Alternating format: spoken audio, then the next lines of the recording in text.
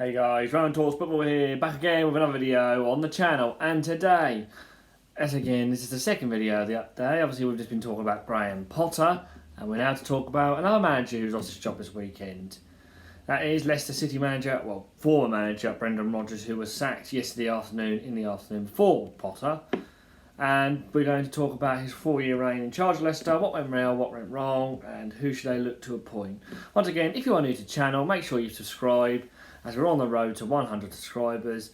It does really appreciate it. It's free, it doesn't cost anything. I do appreciate it. I thank you for the support on the channel. A lot more views since I've rebranded it.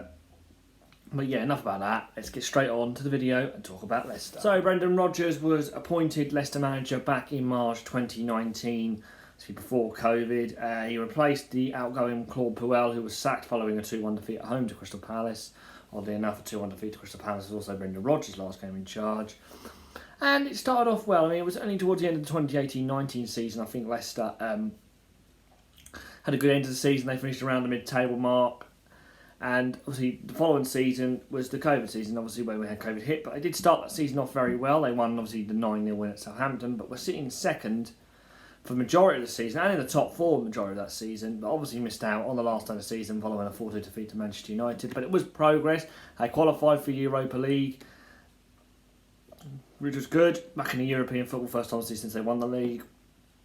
And they followed up the same season, when they managed to also qualify for Europe again, but unfortunately, through the Europa League, as they spent majority of the time in the top four again in the 2020-2021 season, and once again missed out on fifth. However, it was a successful season for Leicester City, as obviously Brendan Rodgers delivered the side the first FA Cup win after beating Chelsea 1-0 with a goal from Yuri Tillemans in a game which only had 6,000 fans in. Obviously, it was the first game back with fans allowed back in after COVID, so it was obviously a very reduced attendance, but it was a good win for Leicester nonetheless.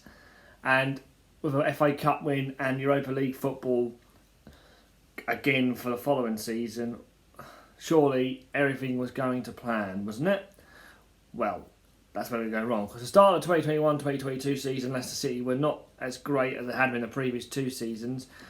The squad was becoming a bit honestly getting older, and they struggled a bit last season. Obviously, did still finish around mid-table, which is not a bad season for Leicester, but yeah, not the same standards they'd set the two seasons previously when they finished fifth back-to-back. And a lot of people were thinking Brendan Rodgers should have gone then, but obviously they did stick with him for that season. I can understand why. Trouble is, they didn't really bring many players in. If you look at the transfer business they'd done last season, it wasn't not much different. I can't really recall many players coming in. I know during the 2019, 2020, 2021 season, they brought in quite a few players. But this season is where it's all gone wrong. Obviously, didn't help with losing Kasper Schmeichel in the summer to Nice. He left after 11 years at the club, and they haven't really replaced him. Obviously, they've got Danny Ward and Daniel Iverson, but they're not still the calibre of what Kasper Schmeichel was, and that's why I think they've struggled a lot more defensively this season, because the goalkeeper's not been good enough.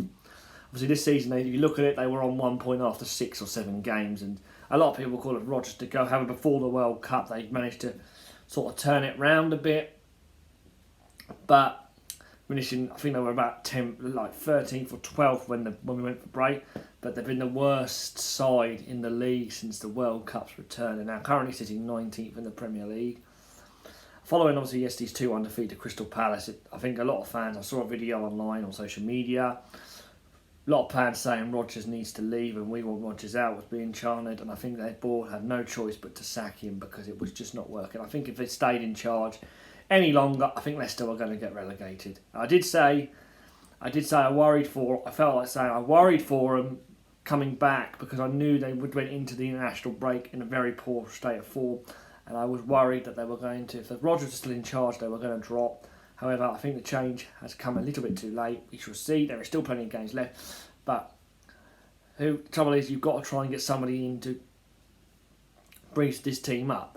Because when you look on paper, the quality Leicester have, like Maddison or Iheanacho or Vardy or Daka or Dewsbury Hall, it's a squad capable enough of doing well in this division, and it's just underperforming.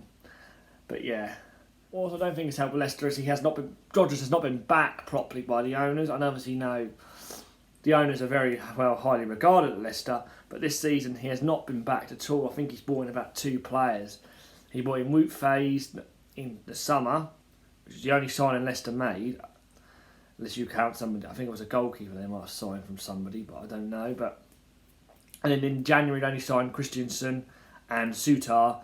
So they've definitely boosted their defence, but they haven't got enough tackle options on the pitch, and they should be doing a lot better than they are. But we look at the possible replacements for Rodgers. I mean, who would be there? Obviously, Rafa Benitez is available. He would do a good job. I think he could keep him up. You've got the likes of Sam Allardyce. If he did want to do it, I doubt that will happen. You've also got Graham Potter now free. If he would feel like he would come straight back in. Patrick Vieira's free. So there's a lot of options out there for Leicester. I don't think they'll rush into it, but they will need to get it done sooner or later. I think they need to get it done within 2 weeks to have any chance of staying up in the Premier League this season. Because if they don't leave it too late, they could be done and dusted. I think if you look at their running now, I don't think they've got many tough games left. I think they've still got to play Liverpool and they've still got to play Man City. And I think they've still got to go to Newcastle. But I think apart from that, I don't think they've got a bad running as most teams have. So we shall see what happens. But let me know your guys' comments down in the thoughts in the comments. Was it right decision to sack Brendan Rodgers? Again, I talked about Potter. I said Potter was the right decision. I didn't expect it to happen.